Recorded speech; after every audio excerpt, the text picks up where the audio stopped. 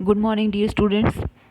मैं हूं Kiran Dhill, assistant professor in physics in government girls college 12। और आज का हमारा जो ई लेक्चर है वो है about contravariant tensor and covariant tensor. हमने अपने प्रीवियस लेक्चर्स के अंदर थोड़ा इंट्रोडक्शन किया था इनसे कि कॉन्ट्रावेरिएंट टेंसर किस तरीके से डिनोट करते हैं, कि किसी भी कॉन्ट्रावेरिएंट टेंसर क्वांटिटी को शो करने के लिए हम लोग उसमें सुपरस्क्रिप्ट लगाते हैं, ठीक है। और कोवेरिएंट टेंसर क्वांटिटी को शो करने के लिए उसमें सबस्क्रिप्ट लगाते हैं। ओके तो चलिए बात करते हैं क्या होता है प्रथम कोटि का प्रदिश या कॉन्ट्रावेरिएंट टेंसर ऑफ रैंक 1। तो जैसे कि मैंने बता ही दिया कि जो कॉन्ट्रावेरिएंट टेंसर हैं उनको शो करने के लिए या उनका उन प्रदिश राशियों को संकेत प्रदान करने के लिए मूर्धांक या सुपरस्क्रिप्ट का यूज़ किया जाता है। ये मूर्धांक के ब्रैकेट में मैंने सबस्क्रिप्ट लिख दिया है, सुपरस्क्रिप्ट लिख देना इसमें। तो प्रदिश संकेत पर मूर्धांक या सुपरस्क्रिप्ट का प्रयोग किया जाता है इसमें।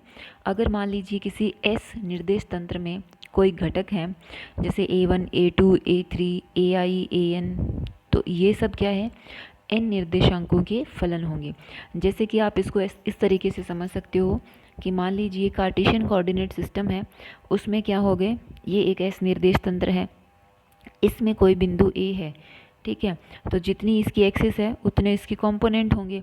जैसे ये मान लीजिए AY कंपोनेंट है, ये EX कंपोनेंट है और ये AZ कंपोनेंट है, ठीक है। तो किसी बिंदु के या किसी राशि के जो इतने 3 कंपोनेंट्स हैं वो किन के फलन होंगे, इस बिंदु के जो निर्देशांक होंगे वो x, y और z, उतने ही उस बिंदु के निर्देशांक होंगे, उनके फलन होंगे। तो ये a जो राशि है वो x, y और z की फलन होगी।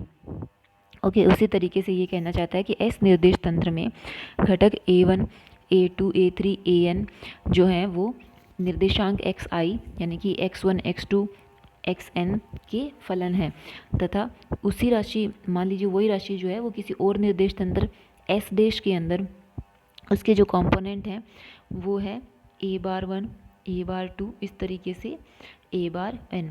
तो वो घटक जो है वो किन निर्देशांकों के फलन होंगे, x⁴1, x⁴2, इस तरीके से x⁴n। ओके तो इस तरीके से उनके फलन होते हैं। तो ये निम्न रूपांतरण द्वारा संबंधित होते हैं। तो ये दोनों राशियां जो हैं वो आपस में इस तरीके से रिलेटेड होती हैं।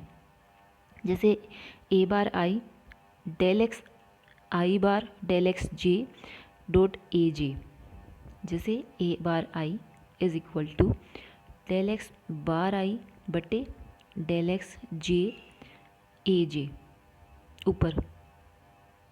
ओके इस तरीके से ये राशियाँ जो है वो एक दूसरे के साथ संबंधित होती हैं। जैसे हमने रूपांतरण किया था ना, लीनियर ट्रांसफॉर्मेशन, फिर उसके बाद में जो लीनियर के बाद हमने एक और ट्रांसफॉर्मेशन किया था, फंक्शनल ट्रांसफॉर्मेशन किया था। फिर n निर्देशांकों के लिए फंक्शनल ट्रांसफॉर्मेशन इन्वर्स ट्रांसफॉर्मेशन किया था। उसी तरीके से है, जैसे AG है उसको किस तरीके से आप A⁴i में कन्वर्ट कर सकते हो, या इनका आपस में क्या रिलेशन है। तो ये क्या कहलाएंगे, ये प्रथम कोटि के प्रतिचर प्रदिश या फर्स्ट ऑर्डर या फर्स्ट रैंक कॉन्ट्रावेरिएंट टेंसर कहलाते हैं। ओके तो इसमें क्या होता है, समीकरण 1 से स्पष्ट है कि n विमीय आकाश में इस राशि के n घटक होते हैं। तो त्रिविमीय आकाश में इस राशि के 3 घटक होंगे, जैसे अभी मैंने बताया। 3 डायमेंशनल जैसे कार्टेशियन कोऑर्डिनेट सिस्टम था तो उसके अंदर A के 3 कंपोनेंट थे और 3 निर्देशांकों के वो फलन होंगे। इसी तरीके से अगर n डायमेंशनल स्पेस होगा तो उसमें इसके n कंपोनेंट होंगे, अर्थात यह सदिश राशि के घटकों के अनुरूप है। ओके और अतः प्रथम कोटि के प्रदिश को सदिश भी कहते हैं। फर्स्ट रैंक जो टेंसर है उसको सदिश भी कहते हैं। प्रथम कोटि के प्रतिचर प्रदिश का रूपांतरण, अब जैसे अभी तो हमने A⁴i को लिखा था AJ के फॉर्म में, अब हम लोग ए बार आई के फॉर्म में किसी और सदिश को लिखें, है ना, उल्टा कर दें इसको, तो इसको उल्टा करने के लिए हमें क्या करना पड़ेगा, इस इक्वेशन को दोनों तरफ del X K over del X I बार से गुणा करेंगे। तो इधर देखो, जो ऊपर हमारी इक्वेशन थी उसमें दोनों तरफ del X K over del X I bar ए आई बार बराबर del X K over del X I bar over del x जे, ये तो था ही सही, इसमें दोनों तरफ इनका गुणा कर दिया।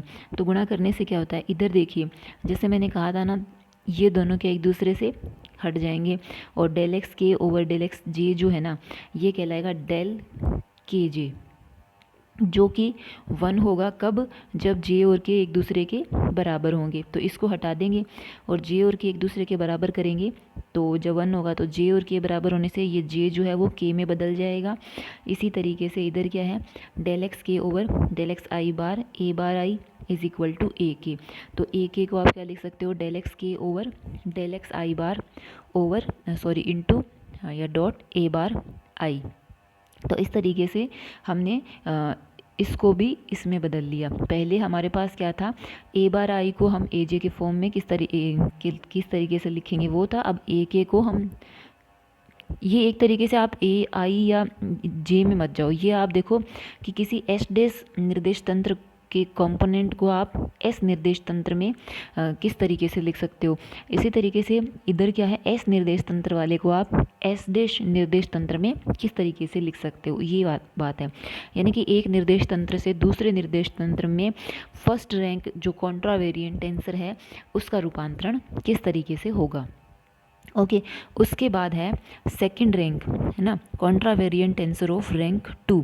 तो रैंक 2 में क्या होता है कि अगर मान लीजिए किसी निर्देश तंत्र एस के अंदर कोई राशि है, ठीक है, और उस राशि के घटक जो है वो n स्क्वायर घटक हैं, ठीक है, कोई एक ऐसा निर्देश तंत्र है जिसमें किसी राशि के n स्क्वायर घटक या कंपोनेंट है। जैसे ये राशि है ए आर एस, और आर और एस दोनों ही क्या है 1 2 3 एन तक है, ठीक है। तो उस राशि के कितने कंपोनेंट हो गए, एन स्क्वायर। जैसे आर के एन मान, एस के एन मान, तो फिर एन स्क्वायर कंपोनेंट हो गए। तो वो एन स्क्वायर कंपोनेंट जो है वो एन स्क्वायर निर्देशांकों के ही फलन होंगे। जैसे निर्देशांक ये है एक्स आई, x1, x2, xn, इन निर्देशांकों के वो क्या होंगे, फलन होंगे। तो इस राशि के एस देश निर्देश तंत्र में दूसरा निर्देश तंत्र ले लिया, उस निर्देश में भी तंत्र में भी क्या है, एन स्क्वायर कॉम्पोनेंट है ए बार आई जे, जहाँ पे आई और जे क्या है 1 2 3 n तक, और वो भी जो निर्देशांक होंगे वो x बार लगा देंगे इस बार, क्योंकि टेंसर में तो दो अलग अलग जो निर्देश तंत्र हैं उनको शो करने का तरीका यही है। जैसे एक में x1 x2 है तो दूसरे में x बार 1 x बार 2। जैसे कि हम सामान्य कार्टेशियन में x y और x डैश और y डैश यूज़ करते हैं। ओके, तो इसमें क्या हो गया, बार आई है तो x बार 1 x बार 2 x बार 3 x बार n हो जाएगा। तो ये निम्न रूपांतरण द्वारा संबंधित होते हैं। जैसे A bar I J is equal to del X I bar, जो यहाँ लिखा हुआ होगा ना इसको ऊपर लिखा है del X I bar del x bar J, और ए आर एस तो ए आर एस इधर del X R del X S. Okay, इस तरीके से। तो ये सेकंड रैंक कॉन्ट्रावेरिएंट टेंसर कहलाता है, और या प्रतिचर सारणिक भी कहलाते हैं ये। इसको डिटर्मिनेंट जैसे मैट्रिक्स के फॉर्म में लिख सकते हैं इसको, क्योंकि n डायमेंशनल स्पेस में अगर इसके n स्क्वायर कंपोनेंट हैं, क्योंकि जैसे अभी यहाँ पे इसने लिखा ना एस निर्देश तंत्र में n स्क्वायर कंपोनेंट है, n राशियों के लिए, n निर्देशांकों के लिए n स्क्वायर कंपोनेंट है, तो 3 डायमेंशनल स्पेस में इसके कितने कंपोनेंट होंगे, 9। और जब 9 कंपोनेंट होंगे तो 9 कंपोनेंट से तो क्या है, एक मैट्रिक्स बन जाती है ना। तो इसको हम क्या कह सकते हैं, सारणिक कॉन्ट्रावेरिएंट टेंसर भी कह सकते हैं।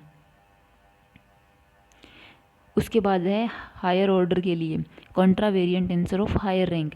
तो हायर रैंक में जैसे इसने 3 के लिए लिख दिया कि इसके जो कंपोनेंट हैं वो n डायमेंशनल स्पेस में n की पावर 3 के इसके किसी निर्देश तंत्र में किसी राशि के n की पावर 3 कंपोनेंट है।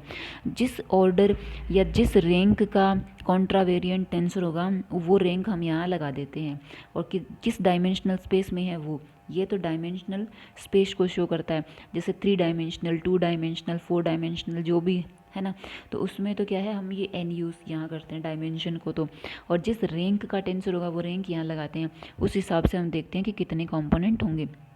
जैसे यहाँ पे ये 3 ऊपर वेरिएबल दिख रहे हैं आई जे के, तो इस हिसाब से दिख रहा है कि एन की पावर 3 कंपोनेंट होंगे इसके, और अगर 3 डायमेंशनल स्पेस लेते हैं तो 27 कंपोनेंट होंगे। ओके, जनरलाइज फॉर्म में जैसे एन विमी आकाश में पी कोटि का, तो एन पी कंपोनेंट होंगे। ओके, उसके बाद है कॉन्ट्रावेरिएंट टेंसर, सॉरी कोवेरिएंट टेंसर। तो जिस तरीके से कॉन्ट्रावेरिएंट टेंसर था उसी तरीके से क्या है कोवेरिएंट टेंसर है। कोवेरिएंट टेंसर को शो करने का तरीका है कि जो भी राशि है उसके सबस्क्रिप्ट लगाते हैं हम। ओके, तो किसी निर्देश तंत्र में कोई राशि ए न्यू है और उसके एन कंपोनेंट हैं, और वो निर्देशांक जो है एक्स म्यू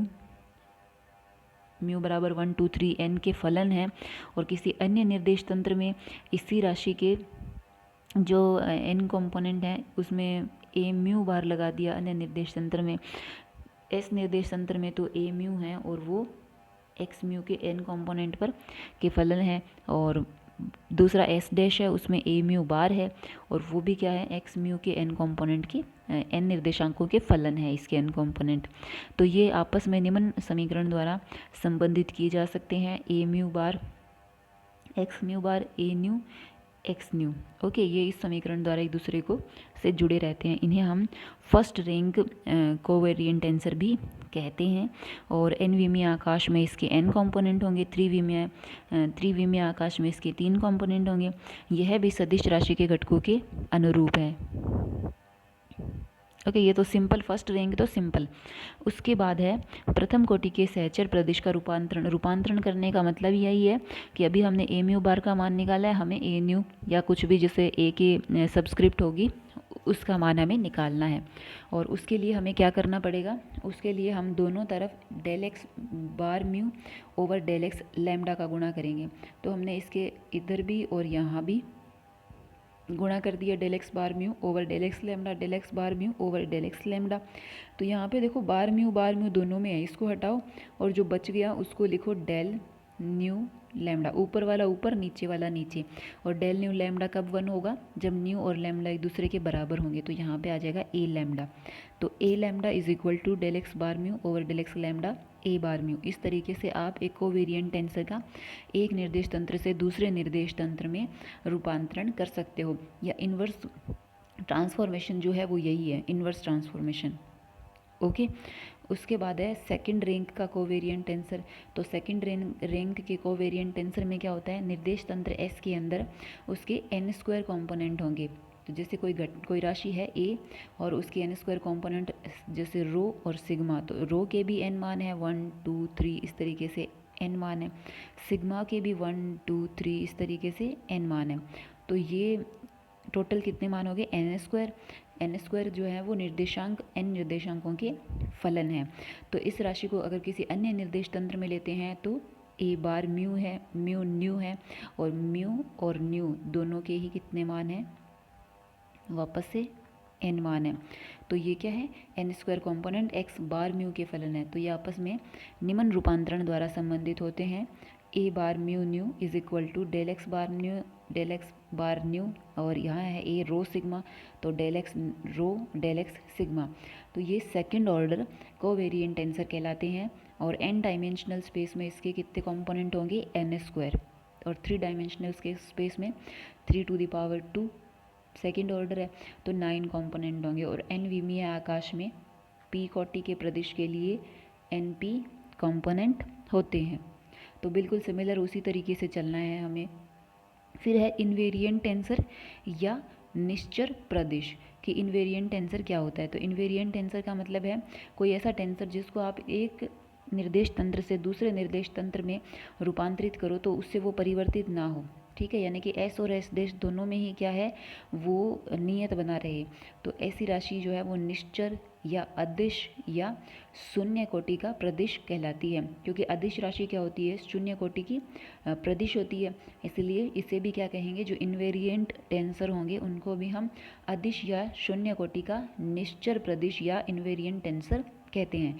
मान लीजिए कोई राशि है फाई, जो कि x1 x2 और x3 की फंक्शन है, और दूसरे निर्देश तंत्र में वो x बार 1 x बार 2 x बार 3 की फंक्शन है।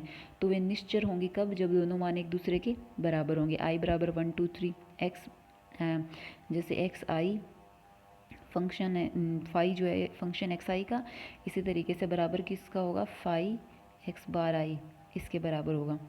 ओके, तो दूसरी निश्चर राशि है ए जे बी जे। ये कहता है कि ए जे और बी जे भी क्या है, दूसरी इन्वेरिएंट क्वांटिटी है। कैसे देखते हैं, तो ए बार आई जो है वो del x bar I del x J A J के बराबर है, और बी आई जो है B I bar del X nu over del x bar I B nu के बराबर है। इन दोनों का आपस में गुणा कर दो। ए बार आई बी आई बार, इन दोनों का आपस में गुणा करेंगे तो del x bar I over del x J del X nu by del X I bar, और इन ये दोनों आगे। अब इसमें जैसे बार आई जो है वो दोनों में इस तरह से हैं, इसको हटाओ तो न्यू और जे, तो डेल न्यू और जे बन गया। डेल न्यू और जे बनेगा तो डेल न्यू और जे 1 होगा when nu and J is equal to, sorry when nu and J is equal, तो दोनों एक दूसरे के बराबर होंगे, तो इसका मान क्या हो जाएगा, 1 हो जाएगा। तो यहाँ पे क्या आ जाएगा, न्यू आ जाएगा, क्योंकि हमने क्या किया है, जे और न्यू को बराबर किया है। तो यहाँ पे जे आ जाने से A J B J is equal to A bar I और बी बार आई, यानी कि एस निर्देश तंत्र में भी यही है और एस डैश निर्देश तंत्र में भी यही है। दोनों मान एक दूसरे के क्या हैं, बराबर हैं। तो ये एक इन्वेरिएंट टेंसर हो गया, या शून्य कोटि का टेंसर हो गया, या अदिश हो गया। ओके, ठीक है बच्चों, इसको अच्छे से पढ़ लेना। आई होप आपको कोई प्रॉब्लम नहीं आएगी।